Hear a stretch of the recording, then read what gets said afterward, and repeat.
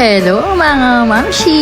Tara, samahan niyo ako magluto ng adobong manok with atay and balon-balunan. Ayan mamshi! Super dali lang nito, mag-isa ng bawang at sibuyas. Sunod mamshi ang manok. Lutuin mamshi ang manok hanggang mawala ang tubig at maging golden brown ito. Takpan mamshi ng mga 10 minutes.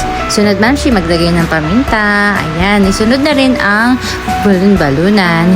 Halu-haluin lang ito, mamshi, hanggang mawala ang tubig. Isunod, mamshi, maglagay ng toyo. Halu-haluin lang, mamshi. Ayan, hanggang matuyo para may lasa ang manok. Isunod, mamshi, ang chicken liver. Binabad ko pala ang chicken liver sa suka at toyo, mamshi. Ayan, hayaan ng mga 10 minutes, mamshi. Halu-haluin lang ulit ito. At pwede nang maglagay ng pamintang buo at dahon ng laurel, pantanggal ng lansa yan, mamshi. Ayan, halu-haluin lang hanggang maluto. Sunod, mamshi, pwede nang maglagay ng suka. Tips, mamshi, huwag haluin. Antakpan ito ng mga 10 minutes. Ayan, luto na, mamshi. After 10 minutes, maglagay ng mga pampalasa.